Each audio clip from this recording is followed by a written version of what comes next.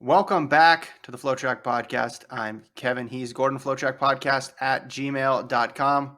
Got a lot of good emails. Although, Gordon, I got to say, most of them are just critical of Lincoln's takes. That's the main through line on our email inbox right now. I do have a lot of burner Gmail accounts that I do email the pod to try to get Lincoln off the pod, but hopefully I don't go too hard on the anti-Lincoln takes.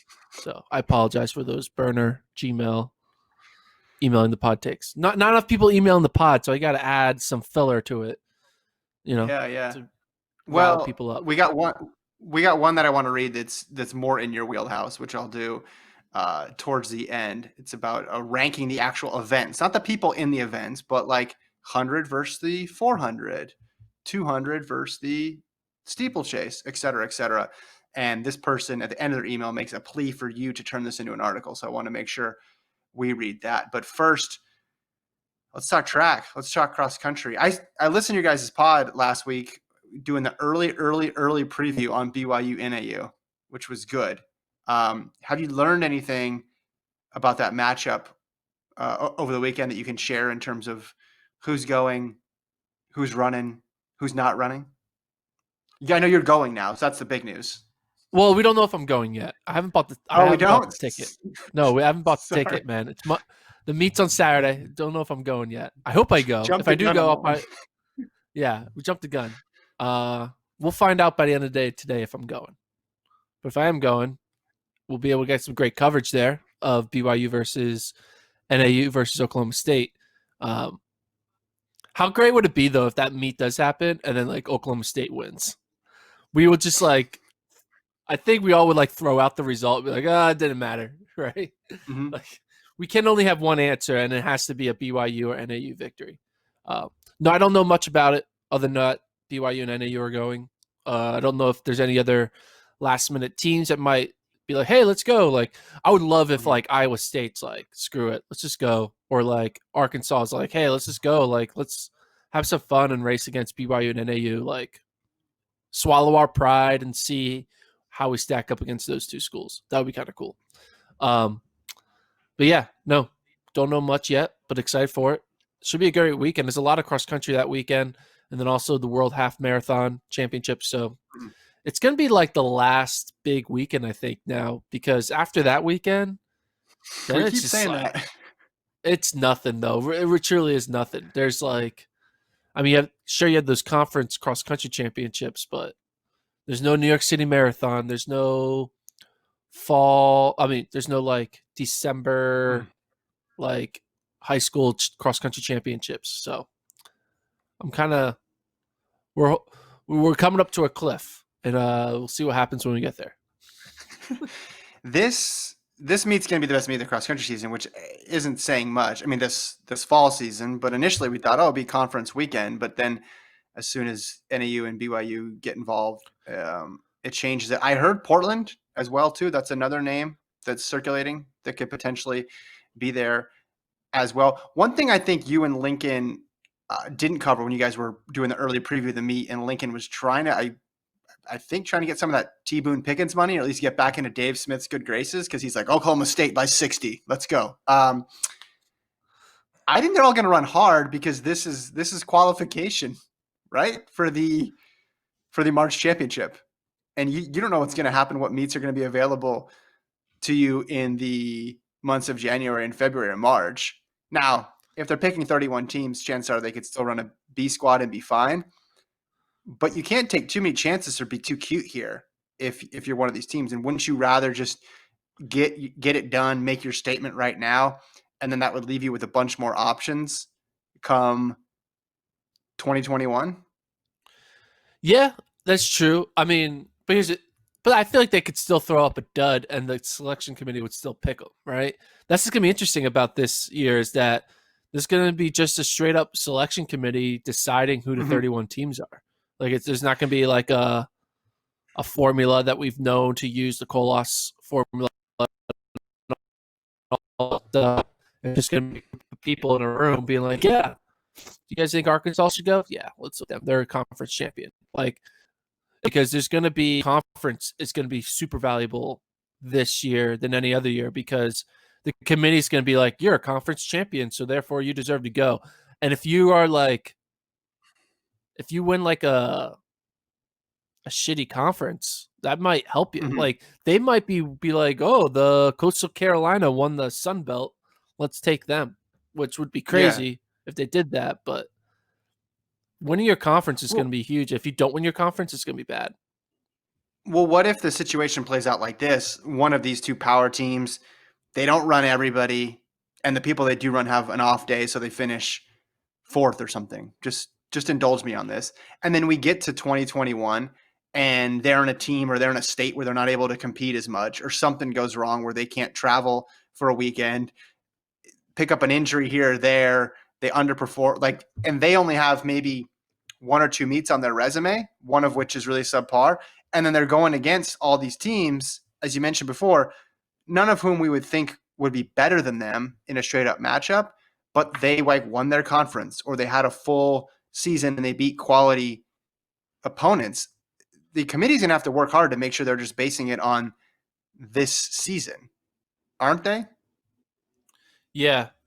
I mean, but I guess they are. It's going to be hard because at least in college football, the preseason rankings are all bullshit and they know they're bullshit. So therefore, the college football playoff rankings don't come out till like week 10, right?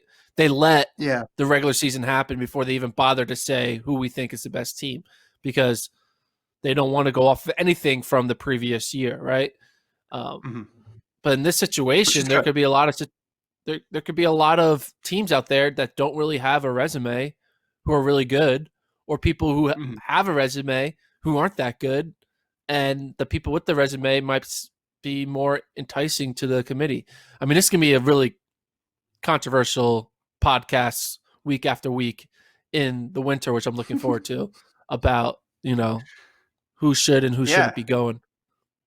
I might But come up with say, a list. I might have my weekly like, here's who the committee should pick, top 5 in, top 5 out. The Lenardis of the world for FloTrack now. use that board behind you. Is that board? Can you actually write on that thing, or is that just a decoration? Is there chalk nearby?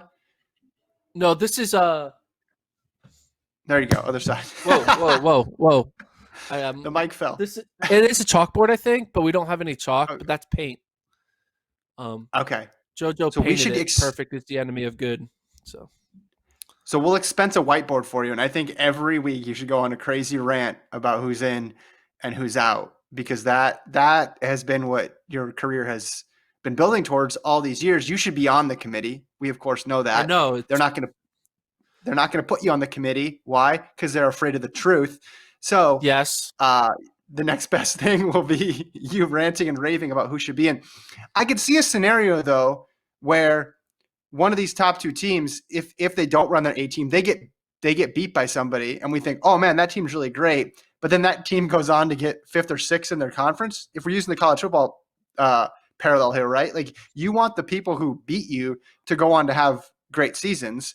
But what if they get beat by a team that doesn't end up being that good? And then you're like, okay, well, their loss was to a kind of a team that's maybe not even going to get into the meet. How do we justify that when we have all these teams in the Pac-12 and the SEC and the ACC and the Big 12 that competed and ran this robust season? That's why I think it's really important. Go out there, run as close to your A squad as possible, put up a super duper low score, put a bunch of separation between yourselves and everybody else, so you don't need to worry about that stuff come 2021. But I'm not sure what the coaches will decide. yeah. We'll have to wait and find out. Can't wait till 2021, baby. Cross country. Here we go. It's gonna be fun to talk about it. Slash this weekend slash conference weekend slash. I mean, it is weird, right? This is it for these teams, because Yeah, even though the teams that are competing this fall, when is conference? Conference is in, is it 2 weeks from Saturday? Essentially, 2 weeks from weekend. Saturday. Yeah, Yeah. Halloween So weekend. even if these teams were having a conference meet, even if they were allowed to compete, they'd only get one more meet in. So, and then there's the factor you and Lincoln we're talking about, which is they've just been waiting for so long. They have to want to get out there if they're on campus and if they've been training. I mean, they've missed their outdoor season a lot of these top runners miss the chance to go hard at indoors. They have to be just raring to go and wanting to go hard, um, and appreciative of the opportunity to do it too, because they didn't think they probably were going to get it a month ago. So I'm excited to see what they come up with. I I did find out that NAU is driving to Stillwater and not flying. Oh wow. How far away do you think Flagstaff is to Stillwater, Oklahoma? Okay, let me look. So you got I looked it up. Arizona. I know I'm gonna guess because you got Arizona right here. You got to go through all of New Mexico, and then you sneak up that top right corner. I'm gonna guess 13 hours. Whoa, 13 and a half. Look at you. Southwest geography is my specialty, Gordon. But yeah, apparently they're gonna do it in 2 trips, a 9-hour trip and a 5-hour trip. So, but Now, that just is that shows for like health precautions or budget? I'm get maybe budget health precaution. Yeah, Okay. definitely. I bet you it's more budget because like Mhm. they're probably trying to be like, just give us anything, man. They're like, all right, we'll let you go if you drive. All right, I'm in. You know, Yeah. so that Well, shows how much you're itching to have a race. I was surprised to find out that UW is going to be driving too. That seems a little excessive, but that's a Wait, joke. I don't know. you're No, okay. no. Well, you They're not. you broke the. You said Portland might be going, so I'm like, all right. Where'd you hear That this is Portland true. might be going? That is true. A coach who's involved in the meet said Portland. I don't know if that's men's, women's, or both. Well, we'll find out Weber by the end of this State. pod. Okay, this pod is just going to turn into you and maybe sometimes me texting coaches and repeating what they say. Weber Are State, y'all but you knew going about Weber to? State, right? Man, I this is didn't gonna know and about this is gonna Weber be State. awkward. If this is gonna be awkward if it turns out I was completely wrong. I'm just saying a coach who's involved in the meet said that listed Portland. I don't know men, women, or both, but why if you're gonna bring one team, I think you'd bring both just to maximize the opportunities. But yeah, that's a long drive for those guys from Flagstaff. So that they man, they're bringing 2 vans full because NAU goes deep even when they're not running a full team. Yeah, Like I mean, NCAA's, they brought all sorts of people. maybe they're only gonna bring 7 though because of COVID. Maybe it's like, all right, we're not doing the Mm-hmm. whole like B team stuff. Like just 14 athletes, one coach. So So like you if have you no have a idea who's van, going to. how many people can you fit in a van? A van was like You can get three, 15. three, three. You can fit. Can you fit 11 people in a van? Yeah, yeah, Yeah. yeah. There's 15 passenger vans. Yeah, for sure. And then you have two So two coaches. vans. Yeah. So you don't really know anybody who's running for NAU, or you're just not allowed. You're on deep background or something and can't say, or do you actually not know who they're running? I don't know. I don't know. I Okay. mean, I would hope it's the A team, right?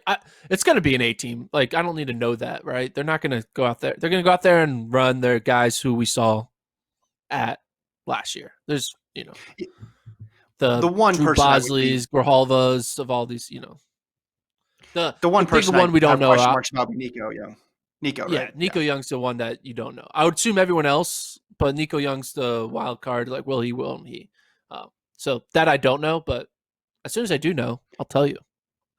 So Because for Nico Young, it's like, hey, here's your introduction to collegiate cross country. Here's a random one-off meet in the middle of pandemic. Go. I could see Mike Smith saying, you know what, let's pump the brakes a little bit on your development and roll you out when there's like a more logical season. But the older guys who've been yeah, in the program go out there, just do a hard effort and put the uniform back on again. But and I also like if you how think about it, like if you think go about it, ahead. like there's a lot more like guys on the NAU roster who kind of like Nico's gonna have a 4 to 5 years at NAU to run, right? He doesn't need Mm-hmm. this one time in October of a pandemic. Like the people who I think Coach Smith is going to want to like let get off the steam, get off that monkey off the back is Mm-hmm. someone like a Grijalva, a Ryan Raff who didn't get to run at NCAAs last year. A Blaze Farrow who is in the 5th year. Those type of guys, I feel like the ones are going to just get prior, like redshirt freshmen. Like think about they have like 2 good redshirt freshmen this year who They redshirted all last year, so it's kind of like, hey, let them have. They've been waiting. Like Nico, Hmm. you can wait a little bit. We don't need you. There's no team title on the line right now, so I could see Nico being, even though Nico could be one of their top 5 guys, that'd be like seniority for this trip. I mean, I don't know, but that could be a Yeah. factor. Well, it is interesting because this flies in the face of everything that collegiate cross country coaches typically do, which is just caution, caution, caution.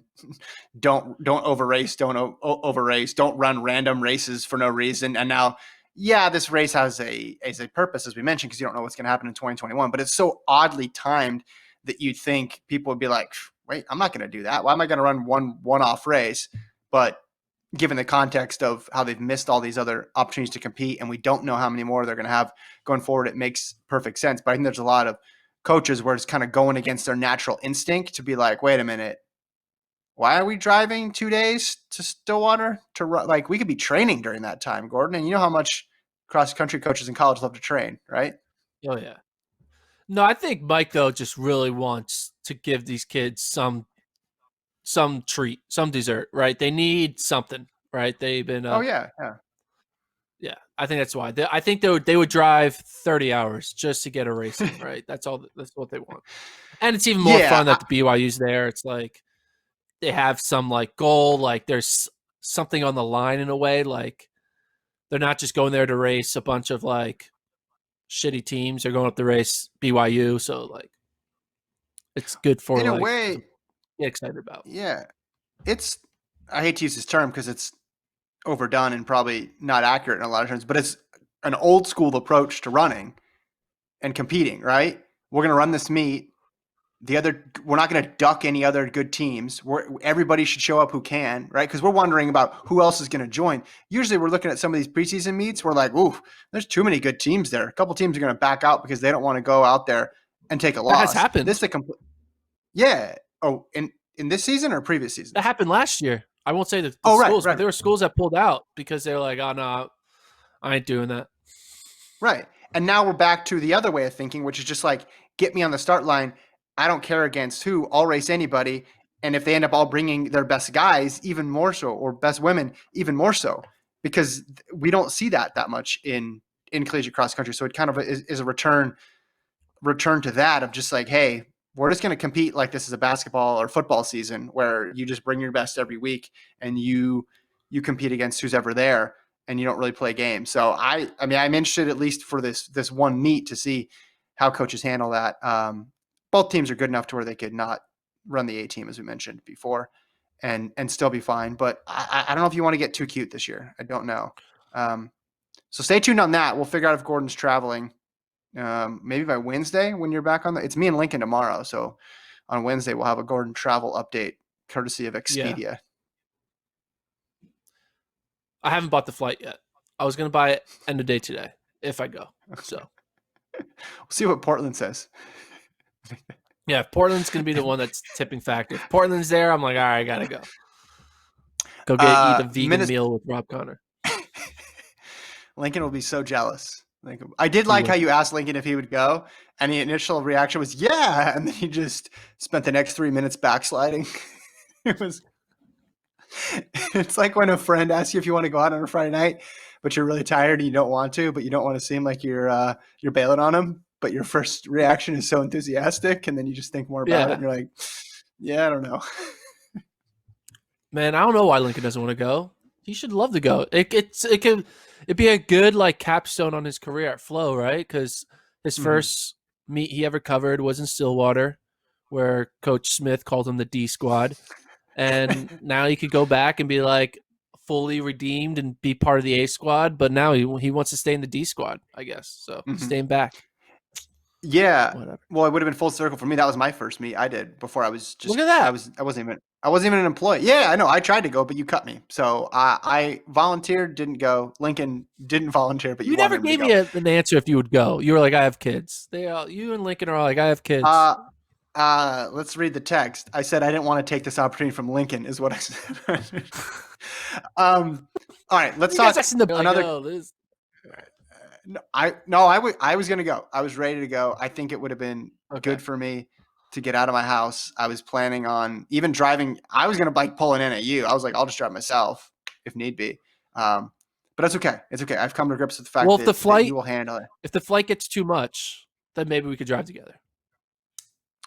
You know, I want to drive separate. Just I want to do it NAU style. We take 2 vans. We're going to do everything NAU style. We're going to find White Castle Okay. for Theo. It's going to be incredible. Minnesota. That's a deep cut for the Running with the Boys That's a fans deep out there. cut. Minnesota men. They decide not Hey. to cut outdoor track, so just indoor track. My question to you, obviously, this came after a big campaign, big pushback from alumni and current members of the program. We had an interview a couple weeks ago with Owen Haft of the Golden Gophers. I don't know if that's what pushed the Board of Regents over the top. I don't know if they listen to the FloTrack podcast. I can assume they do, and I can assume that that's the reason why they backed out. My question to you, though, Gordon, is what is the viability of a Division One program that has cross country and outdoors, but no indoors? What does their future look like? I mean, obviously you want to have an indoor, but like I feel like for I don't know. I don't think it's that big of a deal. Mainly, I mean, it does like suck, right? But like in the end, This is good like analysis. I don't know. Like I'm thinking about teams that like USC used to not have indoor. USC, like Right. it's like a stalwart program. USC, um, and then there's always like random like schools that just don't have an indoor sponsored on the men's side. I mean, Mhm. this is I don't think Maryland has indoor for men, and maybe they just have outdoor for men. I'm not sure exactly. I could be wrong. I could mess that up.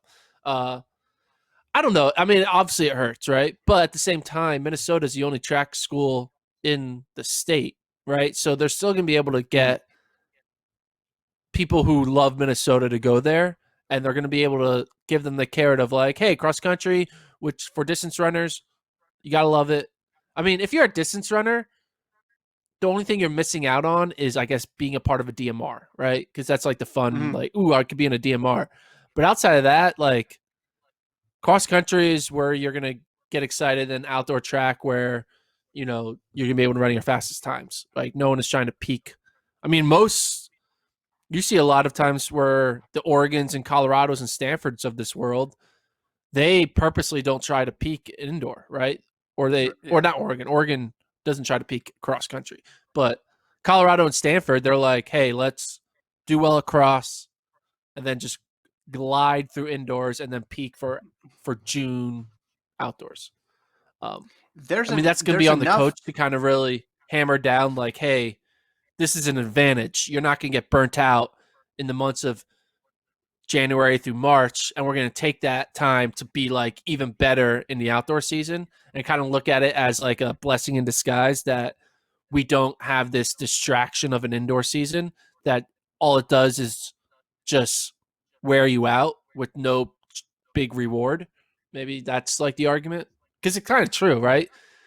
I feel like the like Grant Fisher was not never like Grant Fisher and even Cheserek. They didn't really focus much on indoor.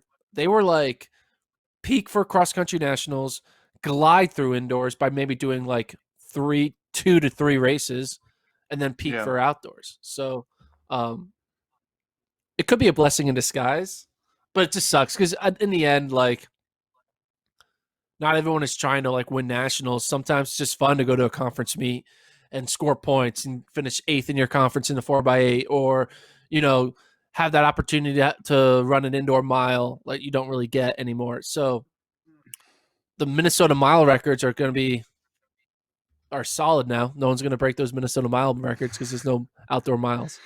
But Yeah. you know, Well, I was thinking of it from the perspective of sprinters and field eventers. They get one fewer season to compete. Now, some field events aren't competed indoors, and if you're a 400-meter hurdler, I guess it really doesn't matter to you at all because you can't do your main event. And you could probably, mean, correct me if I'm wrong, but all those years USC didn't sponsor indoors. They still had athletes competing in some all-comers type setup meets, right? They could still go to Yeah, UW like and run indoors. Mississippi State doesn't sponsor indoor men's track. I don't think. I remember that was a weird thing because Brandon McBride was Mm-hmm. able to still go to NCAAs even though he didn't run at SECs. It was weird. And he'd won indoors. I think it's SEC didn't sponsor at the SEC level, but they were still allowed to go to NCAAs. Like there might be a situation where if a Minnesota athlete like just goes out there and runs really fast, like he'd still go to NCAAs. I don't know. I could be wrong. Yeah. I just know that's happened at Mississippi State, but I'm not sure if it's a different rule. So, Well, one thing is for certain, adding the extra season, of course, at least gives you now some sort of sprint program, some sort of field event program, and I think you could potentially keep those distance runners, those top recruits. Saying we only have cross country, and then you can be on your own for 2 seasons is a lot different than saying we have cross, we have outdoor, and those are our real points of emphasis. And if you want to do these all comer indoor, if you're good enough and you want to go to BU or whatever and run these indoor meets, like, we can run unattached and pursue those opportunities. I think that seems viable. Where it hits, you're right, is at the conference level, because the Big Ten teams take such pride in the Big Ten Conference Championships, and not having a representative there on the men's side for Minnesota is going to be a blow. But it's certainly better than the alternative that they were looking at just a couple of weeks ago. Just last week, yeah, I actually. mean, you got to take it as a victory. Again, like we always make a joke, there's no indoor Olympics. Like Mm-hmm. if you're gonna let anything go, if you're gonna have to sacrifice anything, it's indoor season. Like cross country, you don't want to sacrifice because there's that team aspect. Outdoor, you don't want to sacrifice because that's like the core of track and field. Indoor is like, like I said, you could turn it into a blessing in disguise.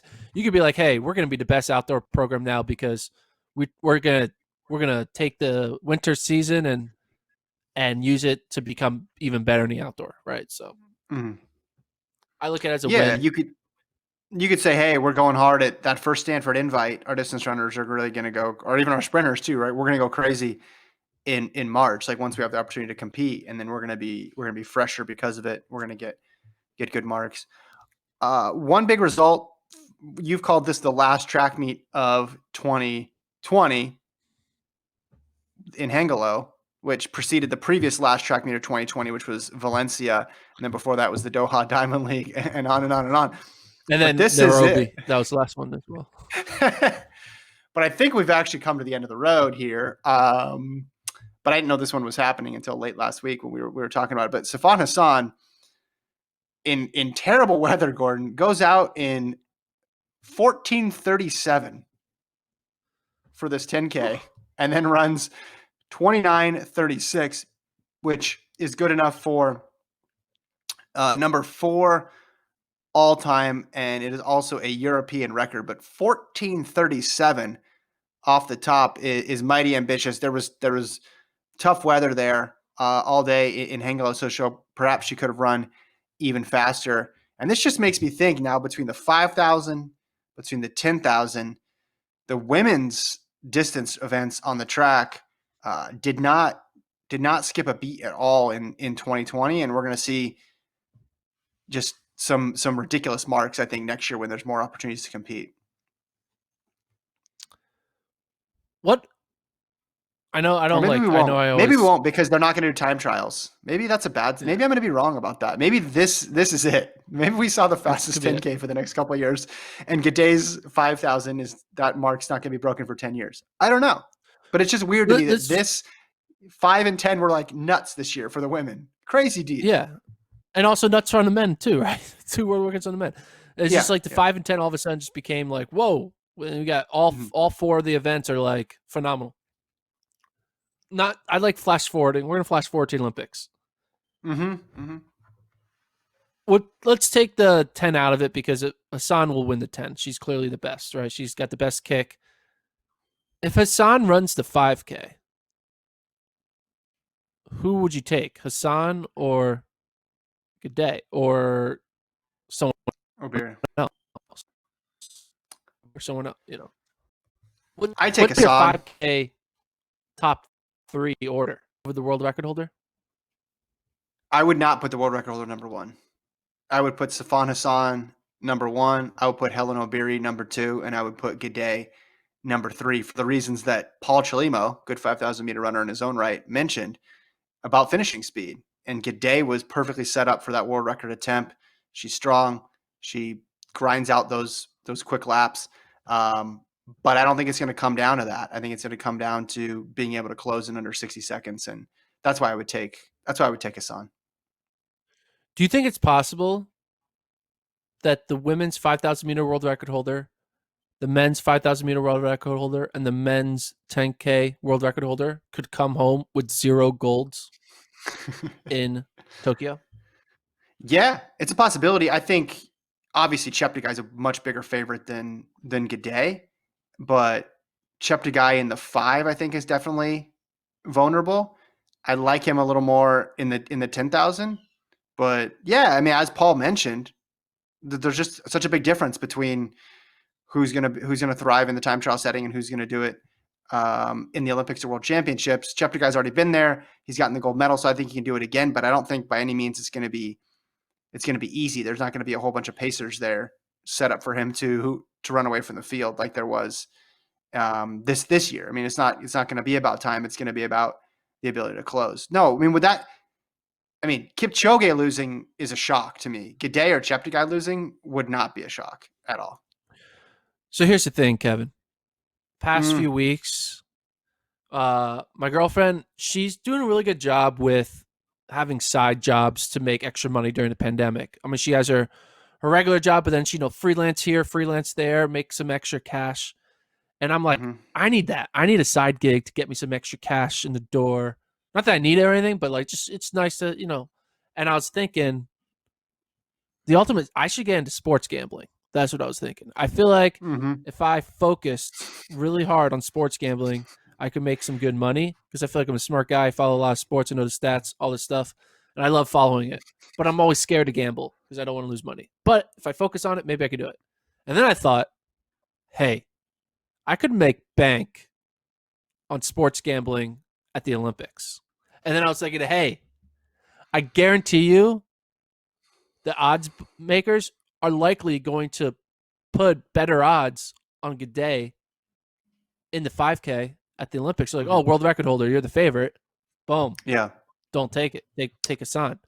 Put a lot of money on Hassan. So I'm starting to look at these like performances, these like world record top marks that people are putting together in 2020. Is that going to skew the bookmakers to thinking that they're better than they really are? So then I can make some money in 2021. Thoughts? 100%. 100%. I don't endorse this as a side gig because that's how you get a gambling problem. So don't do that. But I always like looking up the odds going into the Olympics from our friends in Great Britain. And I remember in 2016, I think it was, there were just insane bets out there about Usain Bolt. Like you could have made a lot of money on Usain Bolt. Now you would have had to lay a ton of money to get it because they were like 1 to 3 odds, but it was like odds Bolt breaks the world record in 2016. And I was like, there's a 0% chance Bolt's going to break the world record in 2016, but you have to lay like a ton of money. You could get odds on him breaking 19 seconds in the 200. Like, go back in time. How much money would you have wagered that Bolt was not going to break 19 seconds in the 200 in Rio? Oh, all of it. My Right? entire And 401k. Yeah, it's all in. yeah, yeah, yeah. But it was something weird. It was like 2 to 9 or some obscure odds. And sometimes Yeah. that stuff's kind of like not legitimate.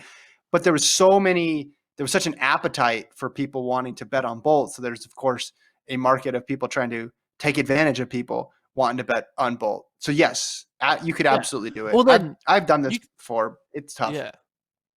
I'm thinking about like finding all the heavy favorites and just doing one giant parlay on them all. And then like, boom, Mm. make some money off of that. Like, yeah. You So know what? I that's what I'm take back starting what to I thinking said about. before. I'm for this. I take back what I said Yes. before, saying don't do this. Do this. I mean, because I want to see how well you do. I'm interested in doing this. Maybe that could be a segment for the podcast in Well, I was thinking 2021. about it. Or to get away.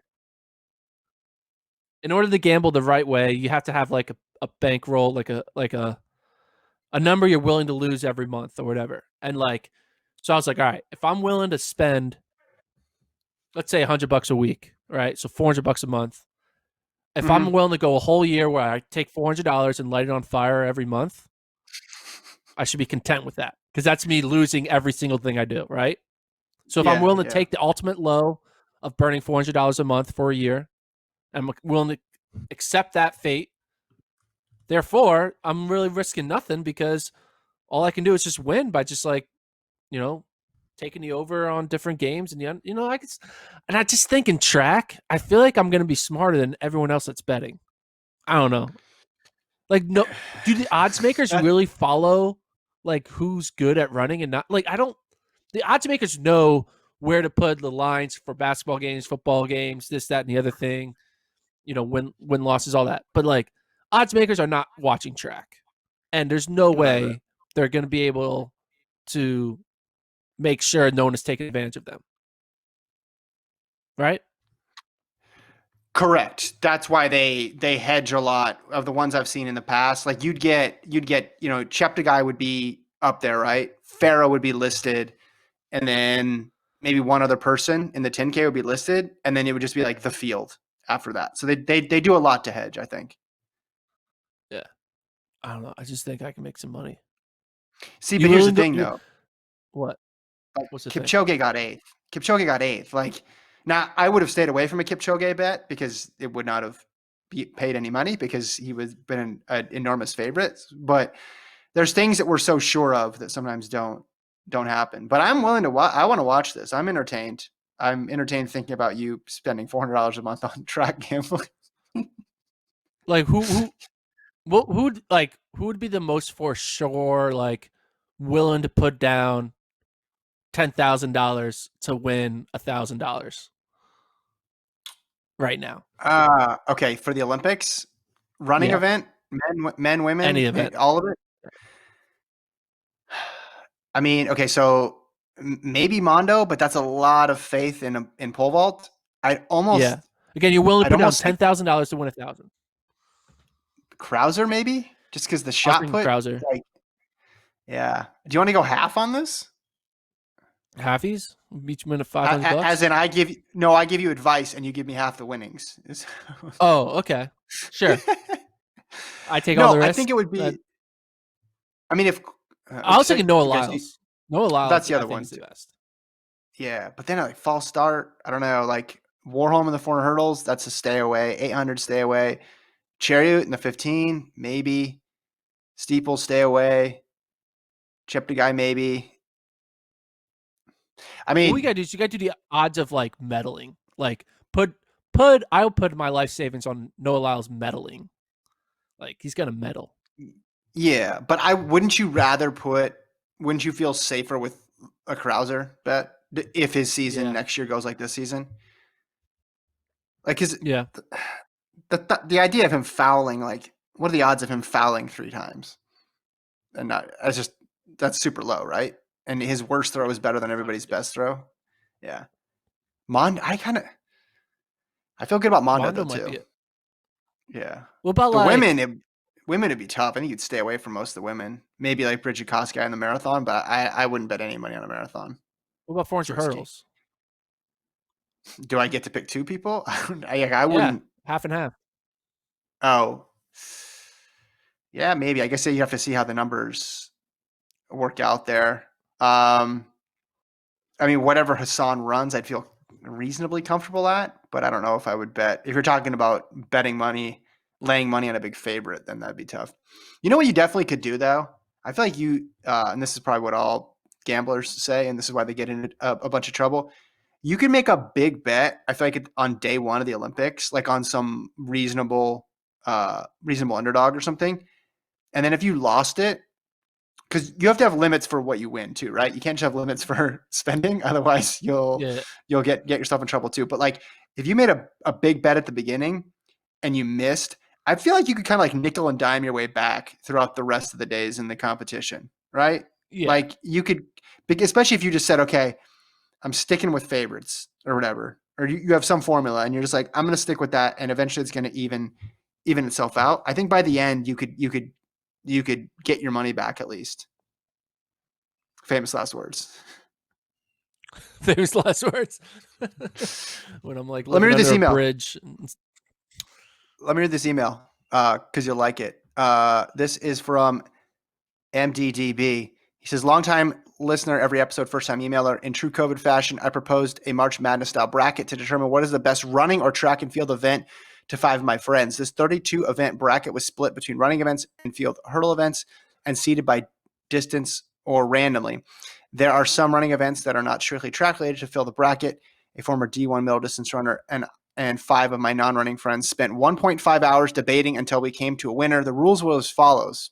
1, decisions for your vote can be based on any metric you decide. Your experience playing the event in Mario and Sonic at the Olympic Games, 10K sounds cooler than 5K, or your aunt ran a half marathon once. 2, ties resulted in further debate and video evidence to try and convince someone to flip their vote to the other side. If nobody flips, it decided by a coin flip. Some notable debate points. Triple jump doesn't even make sense. It should be alternating feet, so it can't be that good. Javelin has the best translational skills to being stranded on an island. The commentary for the race walk has some legendary clips. Mixed gender relays probably coincide with Title IX better. Someone who can jump over Yao Ming unassisted is way cooler than someone throwing a rock. Why run a 5K? That's like half a 10K. Steeplechase was an early crowd favorite once they understood the concept that the athlete jumped over water pit for no apparent reason every lap. It ultimately lost to decathlon due to the fact that Olympic champions are called the world's greatest athlete. The ultimate winner. Do you want me to give away the ending here? Well, why don't we make our? Okay, well, how about tell me who made it to the final, and then I'll say who should Okay. win, and then you'll tell me who they picked. Okay, so 32 events, right? On one side, the first matchup, Well, you have give me the 60 final four. Give me the final four. Okay, so the final 4, it appears to be, hold on one second. So emerging from the running event bracket was the 400. 400 in the marathon are on one side. And then on the Okay. other side is the pole vault versus the heptathlon and decathlon. So those are the last 4. That decathlon, So heptathlon, that they're the Cinderella right there, because I don't. They're well, gonna get crushed by pole vault. he's saying that the idea of being the world's greatest athlete, like as a title, is a deciding factor. So he had the 400 over the marathon, and then the pole vault, as you mentioned, the clock struck midnight on Cinderella. So the final is actually the 400 versus the pole vault, and the 400 emerged. He said it emerged after 2 ties and calling in 5 roommates to weigh in on their final opinions to break the tie. And he says, So it can looks Gordon like please do they're his official rankings and post an article? I would love to see track Twitter go crazy. What other results surprised you? I mean, they have the 100 losing to the 400. I would think the 100 would beat the 400. And then you have a 100-800 matchup in the Elite 8. Yeah, I mean, there's a lot of events that shouldn't exist. I've said this my entire time at Flow. That they're just like they are created so people can double, and it's like I don't want to see some people double. I want to see, because when you can double, you can have people dodge each other. I don't want someone the best in this event and the best in that event and then not race each other. Just make it one event and let them race each other. But yeah, maybe I should make a power ranking, and just this would be great. I'm gonna make a list of all. I'm just gonna rank all the events, give no reason, and just say FloTrack's official event rankings, and it's just all 17 events, just in order, and then people just have to be like get really angry, because whoever I And then rank last is just gonna be not happy. log off Twitter for the day. Well, he's got some weird events in here. I mean, he's got the shuttle relay in there. He's got the 2x2x4. He's got the mixed gender relay. He's got the weight throw. He's got the race walk. He has the indoor 1,000, the indoor 600. He added quite a bit of events in here. I mean, when you have a field event section and then you put the main running events on one side of the bracket, there's going to be a lot of upsets. I think most people would like the 100, the marathon, the mile, and I think track people are really into the 800. That's what I think. No? Disagree? I wouldn't say the marathon. Marathon's too long, man. Like it's not It is, a. it is one of the longer events, yeah. No, I just think It's the just like pub the visually like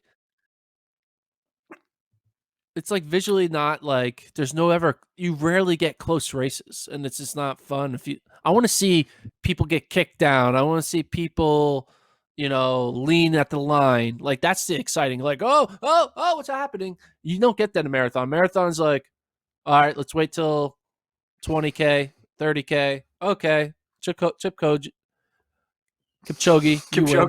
Kipchoge.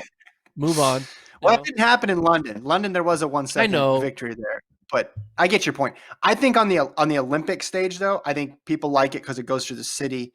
Uh, if you live in the town, that's the one event that you can go see for free, and the historical connection of it. I think it almost doesn't belong. Like it should be in a separate. It should be in the road race bracket, and you can decide whether or not you like that versus a 10K versus a half marathon. Because I think things on the track, I'm just saying people identify with that because they've run marathons before. Most people haven't run steeples or 1500s. But I think, So what to me, 800 to me is 800. is the best event? Yeah, just because it's number one, it's people of all different walks of life in terms of you get the sprinters, you get the distance runners, like every single, not all walks of life. If you're if you're an offensive lineman, you're not running the 800, but you know what I mean, right? It's like there's no like if you look at the countries that are represented, it's very diverse. If you look at NCAA championships, you look at where the winning teams, where the winning runners have come from. It's kind of all over the map because you could go at it from a speed perspective, you come up from a distance perspective, and the race is always interesting. Even if it's a blowout, it's kind of interesting because you're wondering if they're going to hang on. There's contact, which is good. It's over quickly.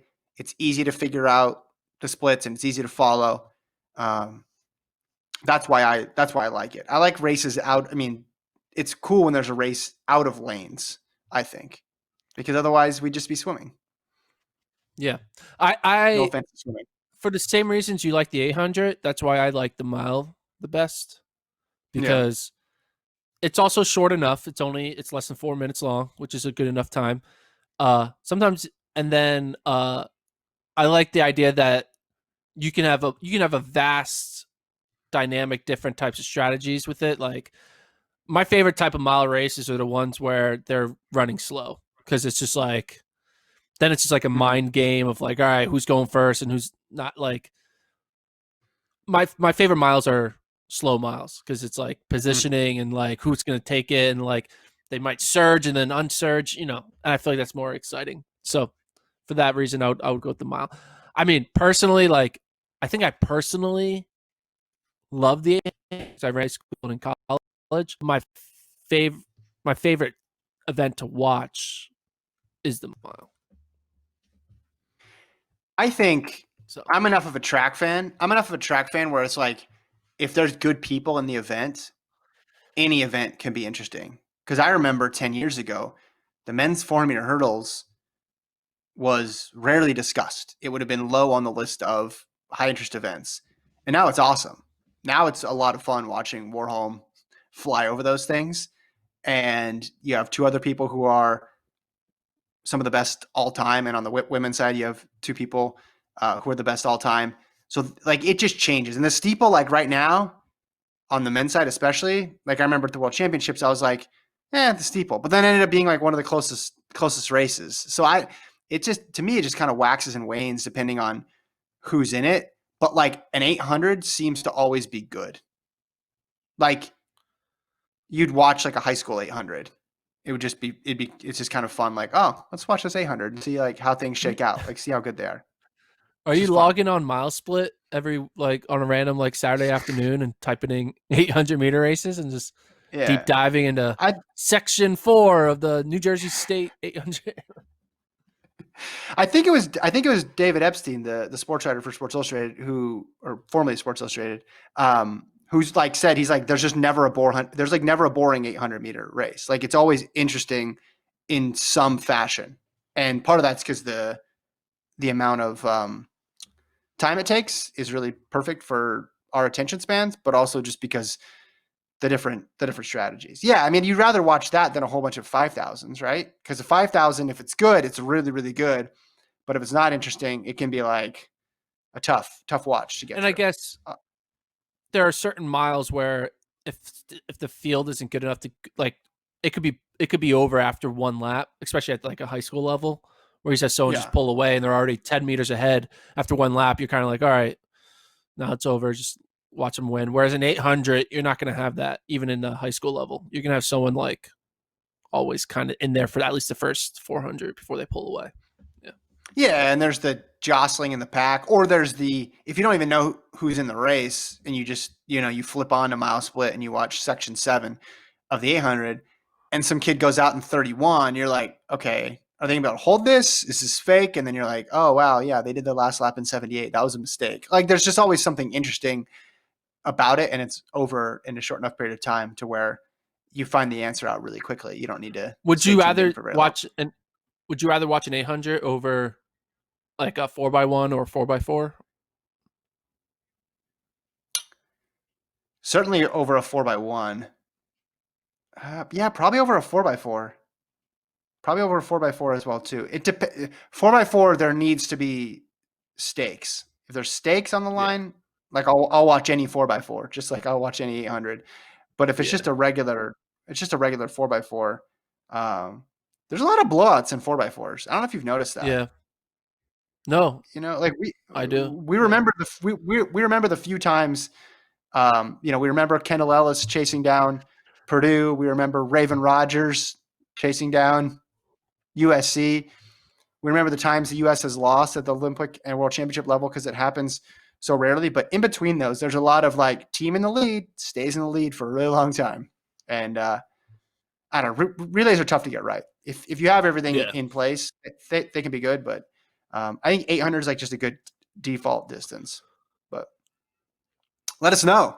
FloTrackPodcast@gmail.com. How should Gordon rank these to create maximum impact? Because I think that's what he wants to do. It's not really even about coming up with his own answer. I It's just literally most anger is that's how I'm measured by. How much anger can I get? yeah. I mean, so the 100 is. I guess some people would argue the 200 is better than the 100. That'd be an Oh, interesting thing. whoever that person is should not be allowed at track meets. Come on.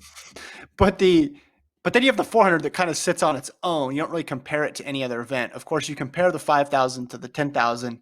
The 800, I guess, gets compared to the 1,500. Hurdles standalone too. Yeah, it's tough. It's tough to sort out. But I'm excited to read this article that you put out eventually. Yeah. It's not going to be It's an gonna be article. good. It's just going to be a ranking. Let's just be Let's honest. just It's just going to be a ranking. no words at Bullet, all. it's going to be 17 rows, 17 lines each event. Boom, done. All right. FloTrackPodcast@gmail.com is the email address. Write in. Let us know what you think. Lincoln and I will be back tomorrow. Maybe we'll start previewing the World Half Marathon Championships that are coming up this afternoon, or give you an inside look at Gordon's travel plans. Until then, thanks everybody for listening. Thanks so long for producing. Bye-bye.